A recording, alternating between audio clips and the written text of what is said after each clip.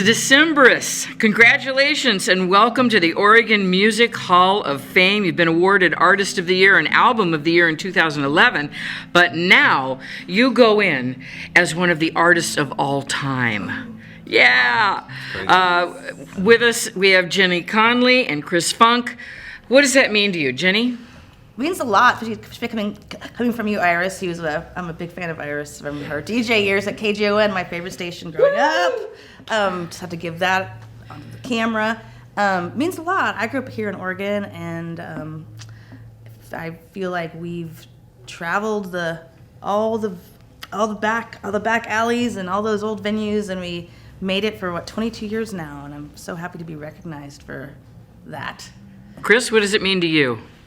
It's a complete honor. This city and this state has a long lineage of amazing music history. I moved from Indiana here in, 1994, and started discovering so much incredible music here. And I view the state with such reverence that, to have made a living doing this here and to be a part of it now is a total honor.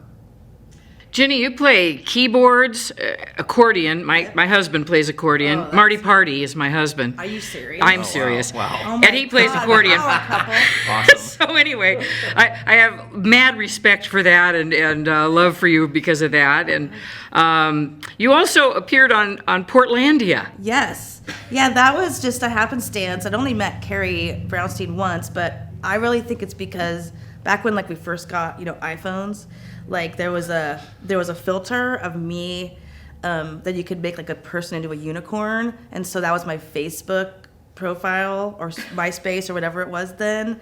And I swear that's what made her be she's our Sparkle Pony, because I was my unicorn hat on.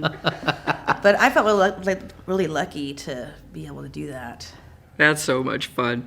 Now, Chris, you're the guitarist who can apparently pick up and play just about any instrument that you're handed. This is what I hear about you. Would you like me to expand on that? He's trying Yeah, please. I don't know if you're not that good at it.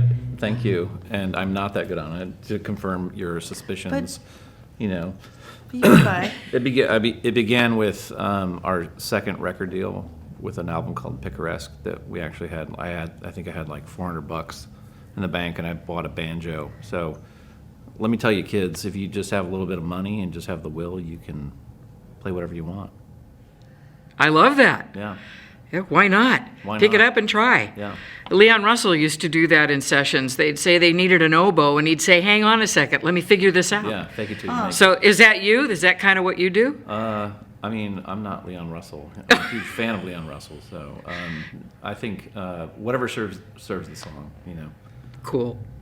You have a link to Lifesavers, as I do. It's amazing that Lifesavers tonight are being inducted as well. I used to manage the Lifesavers, so I had this career as a manager with our manager, Eric Mayers, who's here tonight too, and eventually started managing a lot of hip-hop groups, and it's just a complete honor to be standing next to them tonight with Versatile and Shines and Jumbo and be here tonight. We're all excited. We hung out last night at a party that Versatile had, and it's kind of crazy, but that's the cool thing about Oregon. That's the cool thing about loving music of all genres, and we're here to celebrate it. The band was also featured on The Simpsons. Mm-hmm. Now, huge thing there, because there's, of course, the link back to Portland and all that with Matt. Yeah. And how did that all come about? And how did that come about? Well, there is the fact that Colin's sister is married to one of the writers. There we go. The tall man, Ian Maxtone Graham. So there was that in, and they probably did want a band, because I think that was a Portlandia episode, and we are very Portlandia, meaning we are kind of have that vibe that people think of as Portland. They're oh, Portland, there's that wacky music and the Decemberists and old timey stuff. So we actually didn't get to go to Springfield. We in our minds we did, and when we composed the background music, and I think Colin might have gone to LA to do he may have got it, yeah. those speaking parts that he did. And there's a cameo of Chris and I actually in it that's like just in the middle of the episode. It's just Chris and I walking down the street I have a parasol. I think I have an iPad. Oh, I have an iPad? No, I do. Oh, you have an You have iPad. a parasol. Yeah. I think my daughter caught that. She was like, there you go. So, do you all still live in the area? We do, yeah. We're all in Portland. I'm like 5 minutes from here. Jenny's I'm 2 about blocks. 30 seconds from here. I was like, oh, gotta go. Nate, Colin, John, we're all still here. Yeah. That's great. Because so often, people get houses elsewhere, but there's something about Portland, as we know, it's just really organic and wonderful. And it's home, and then the music scene is so rich. Like, we both play with lots of bands in town, and I wouldn't leave No. for anything. January 20th was declared Decemberists Day in Portland. Now, is that an every year thing? And do we have to buy gifts for it or something? Yes, you do. Okay. And we're waiting for your gifts. All right. All of you in Oregon, not just Portland. All Oregonians are dutifully expected to send us gifts, and we're waiting. They're backlogged currently, so please send them our way. Shipping's a problem. Yeah. It's true, though, it was December's Day on just that very day. And then maybe they'll do it again, but it was just that day. Oh, it was just year. that day. It isn't an annual event? Right. Well, darn. I was hoping for the exchanging of presents. When I first listened to your music, I thought so much about a couple of bands, and I mean, I hope they're going to be okay. One was the Waterboys, Yep. Oh, nice. and the other was a band called the Silencers. Oh, nice. And I just was really, not to say, the sound was so amazing, and it was like that kind of Scottish, Irish thing. And they have similar weather to what we have here in Portland. But what was that really inspired that sound? Well, I think it's the influences of the band. Like the Pogues is a big one, which you probably heard. The Smiths for Colin and Chris. And then like folk music in general.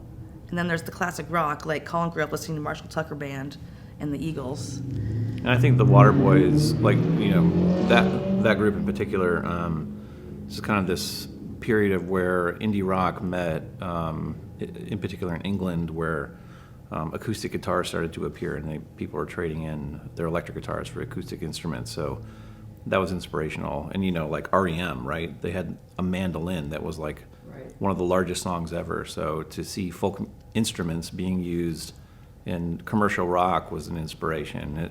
And I don't think people understood it at the time. I didn't even understand it in high school, that Peter Buck was playing, who lives up the street from here, by the way, was playing a mandolin. Like, I was like, I don't know, it's just the sound. So the song transcends the instruments after a while, you know what I mean? So I think we just kind of drew on our collections of what we were listening to, and the Waterboys fit squarely into that, the Pogues, REM, these bands that were sort of looking backwards, as we always do too as fans of their music. Is Colin the primary songwriter, or Yeah, for do you sure. all get involved? How does it work? It's- Oh, go ahead. Go ahead. Oh yeah, he definitely writes the songs, and then we, get together and arrange them together and play the parts, So there's like collaboration on the back end, but he's writing the lyrics and the chords, and it's like as the band evolves, I feel like it's like every record's different. I feel like some are like Yeah. really collaborative, some are like really straightforward, and it's like we're just gonna do what the simple thing, and like it just depends. But yeah, Colin's definitely the head of this whole thing, and he can't be here, unfortunately. Well, tell him hello from us. Will do. And I know that, being in the Oregon Music Hall of Fame is quite an honor. I know you've gone in before for the Artist of the Year and Album of the Year, but this time it's like you're Artist of All Time. So, it's like your legacy. Yes, it's so great. It's crazy. Yeah, I mean, not being from here, Jenny's from here, eventually moving here, living here, seeing the bands that are here, understanding who's from here. Oregon, I grew up in the Midwest, and Oregon, people are always like, now they know what it is, right? Portland has fame for whatever reason.